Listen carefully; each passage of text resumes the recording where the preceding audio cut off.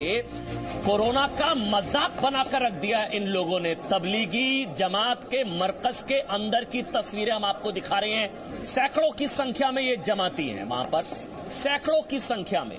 मतलब बच्चा बच्चा समझ रहा था कि सोशल डिस्टेंसिंग जरूरी है। इन लोगों को समझ में नहीं आ रहा था कि आज जो कहा जा रहा है कि देश में सामुदायिक संक्रमण का खतरा बढ़ गया है, ये वो बताने वाली तस्वीरें हैं, देश को खतरे में डालने वाली तस्वीरें हैं, सबकी जान को खतरे में डालने वाली तस्वीरें हैं। ये पूरे हिंदुस्तान की संकल्प शक्ति पर बट्टा लगाने वाली तस्वीरें हैं। ये कैसे जमातियों ने देश विरोधी हरकत की। मरकज में जमा हुए जमातियों के झुंड आप इन तस्वीरों में देख सकते हैं। जितना खून आज तमाम हिंदुस्तानियों का खौल रहा है, पूरे देशवासियों का इन तस्वीरों को देखकर यकीन मानिए खून खौल रहा है। कोरोना कैसे फैला, ये लापरवाही नहीं, एक तरीके का षड्यंत्र क्यों ना कहा जाए इसको। क्या एक षड्यंत्र है? दिल्ली को इटली बनाने की षड्यंत्र है, साजिश है क्या ये? क्या ये जानबूझकर किया जा रहा है?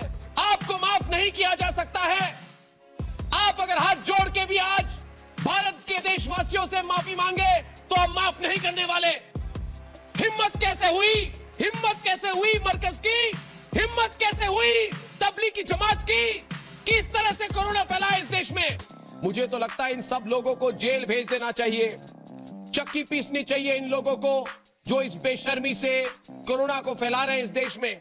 भाई और बहनों, आपको मैं कह दूं, इससे ये प्रमाण हो जाता है कि ये मरकज की तबलीगी जमात और ये मरकज जानते हुए भी कोरोना फैलाना चाहते थे।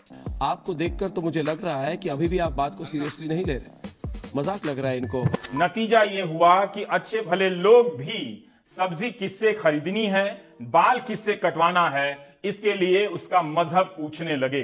सांप्रदायिक सौहार्द और खराब हुआ और अंतर्राष्ट्रीय स्तर पर इन खबरों से हम सभी को शर्मिंदा होना पड़ा। अगर शर्मिंदा होते हैं तो अंदर तो होता होगा, मैं व्यक्त तो करने से अपने आप को बहुत रोक लेते हो। लेकिन कौन समझाएगा इन साधु संतों को? लाखों की संख्या में ये साथ साथ स्नान कर रहे हैं, मास्क किसी ने लगा नहीं रखा है, और ये अब यहाँ हरिद्वार से निकलकर पूरे देश में फैलेंगे। इनके आश्रम में आने वाले लोगों तक ये कोरोना पहुंचेगा। क्या देश का साधु संत इतना गैर जिम्मेदार हो सकता है? अगर सरकारों ने चादर ओढ़ ली है, सरकार तैयार नहीं है कोई फैसला लेने के लिए, तो क्या देश के साधु संतों की जिम्मेदारी नहीं है? फिर मैंने मॉम को बोला, मॉम हिंदू खतरे में है और इसके लिए मैं तो इस्लाम में कन्वर्ट करा रहा हूँ।